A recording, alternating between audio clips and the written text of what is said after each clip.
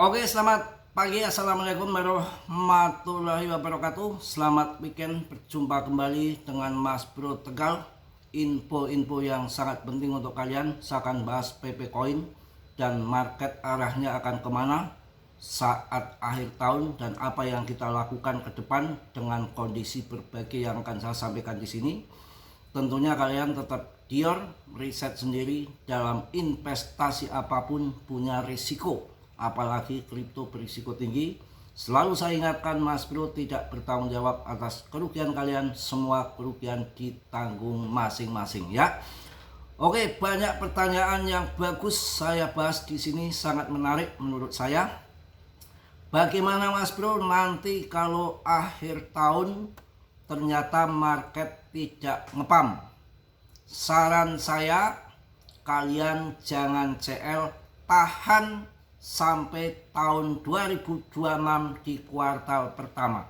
Hanya mundur 1-2 bulan itu nggak soal.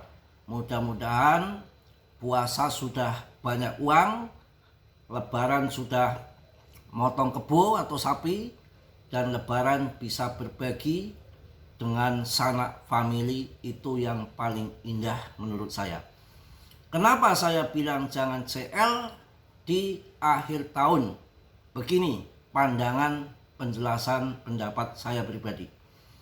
Jikalau akhir tahun PAM besar, cuan besar, silakan kalian exit dari market.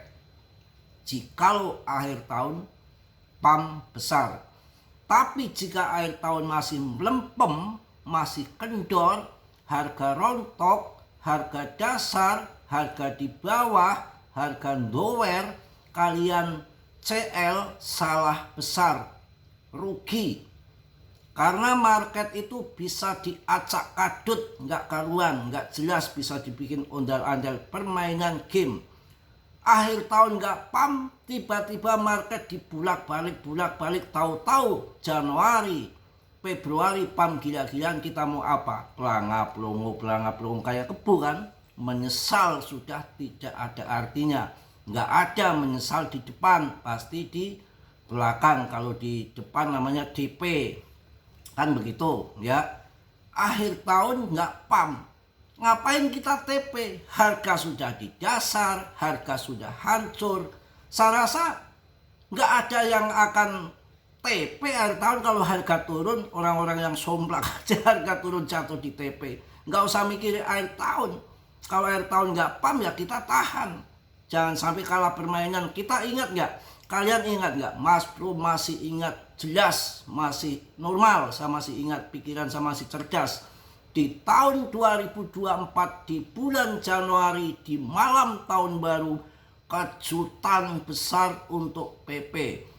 Hampir semua koin longsor kendor kayak Martini, PP doang malam tahun baru yang PAM gila-gilaan. Sampai sorak-sorak bergembira, sweet di grup ataupun di YouTube.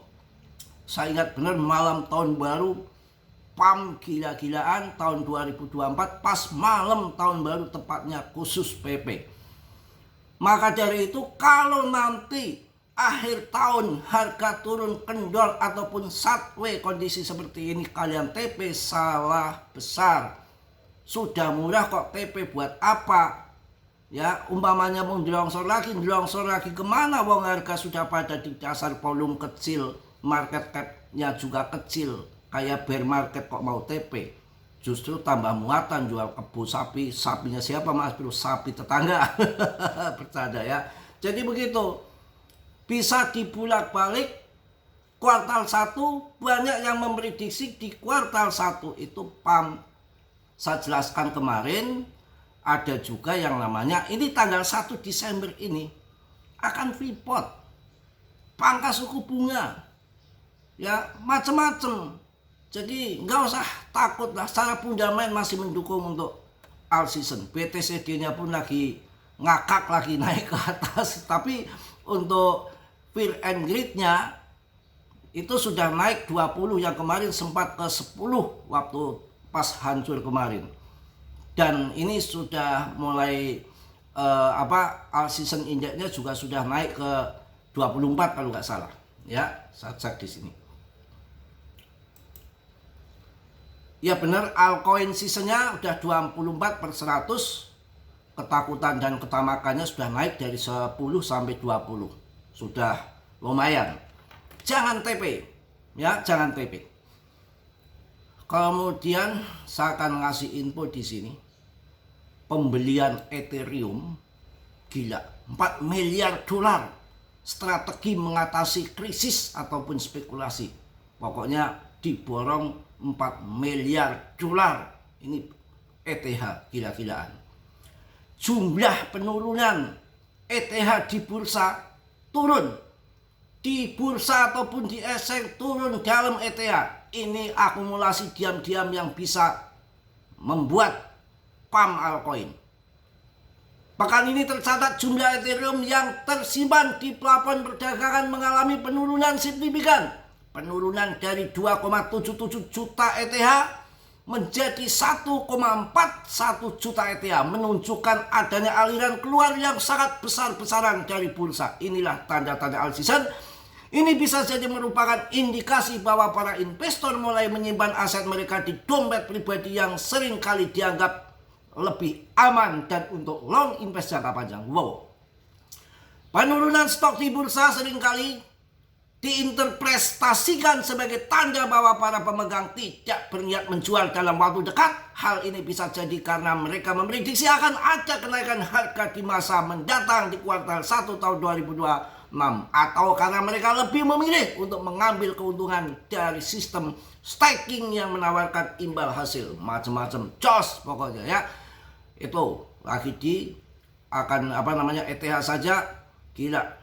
Ternyata sudah diborong secara diam-diam dan paling sedikit sekarang rendah. Dan termasuk PP. Pembelian besar-besaran ini bisa jadi memiliki sisi yang bisa menstabilkan Ethereum dan mencegah penurunan lebih lanjut. Wah gila-gilaan. Ini bisa mempengaruhi harga pump beberapa minggu mendatang. Wow, jika pembeli ini memang menunjukkan kepercayaan investor terhadap ETH, kita mungkin akan melihat peningkatan harga. Wow, jos. Semangat ya. Minggu kok nggak semangat. Kemudian yang saya akan kasih info lagi untuk kalian. Wah, ini menarik ini. Kripto akan meledak.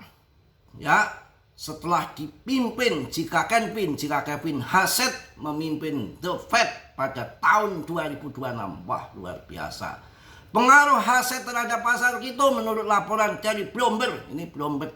Bloomberg ini salah satu yang bisa dipercaya menurut saya. Yang Kevin Hassett muncul sebagai kandidat terdepan yang dipilih oleh Presiden Donald Trump untuk pemimpinan Fed. Hassett dikenal memiliki perdagangan yang pandangan yang mendukung suku bunga rendah yang selaras dengan keinginan Trump. Cocok ini.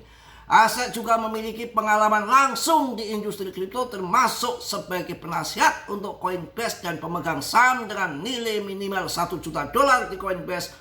Kombinasi antara kebijakan makro dan topis dan keterlibatan langsung dengan bursa besar AS ini menjadi alasan utama optimis para investor kripto. Wah, mantap juga ini, yang betul-betul banyak juga yang mengatakan bahwa jika Kevin Hassett menjadi ketua Fed, dampaknya terhadap kripto akan sangat bullish. Hassett dikenal sebagai dove yang agresif yang telah mengkritik suku bunga saat ini karena terlalu tinggi dan mendukung pemotongan yang lebih dalam dan lebih cepat. Cerot bisa seminggu dipotong 5 kali piye. Mantap. Semangat PP. Yang paling jos menurut saya setelah Shiba dan Doge, nggak ada lagi yang jos seperti PP. Meme coinnya desentralis, kalau nanti di ETF-kan meledak ya. Yang namanya Doge coin aja di ETF-kan nggak laku ya. Mungkin itu aja untuk pagi menjelang siang ini. Harus semangat. Jika akhir tahun belum ceng, hati-hati, tunggu sampai kuartal 1 di tahun depan, karena banyak sekali katalis besar yang akan masuk mendorong harga naik. Ya, ada pemangkasan suku bunga, pivot, QE, wah macam-macam pokoknya ya. Kita harus sabar dan yakin, tetap riset sendiri. Selalu saya sampaikan, dalam dunia kripto berisiko tinggi. Bisa cuan dadakan, habis-habisan mendadak. Mas Bro tidak bertanggung jawab atas kerugian kalian. Oke? Yang positif kalian ambil, yang buruk kalian tendang. Kiranya sudah yang belum subscribe untuk subscribe, biar Mas Bro tetap semangat. Yang sudah, Mas Bro ucapkan banyak-banyak terima kasih. Salam dari Tegal Mas Bro. Assalamualaikum warahmatullahi wabarakatuh. Bye.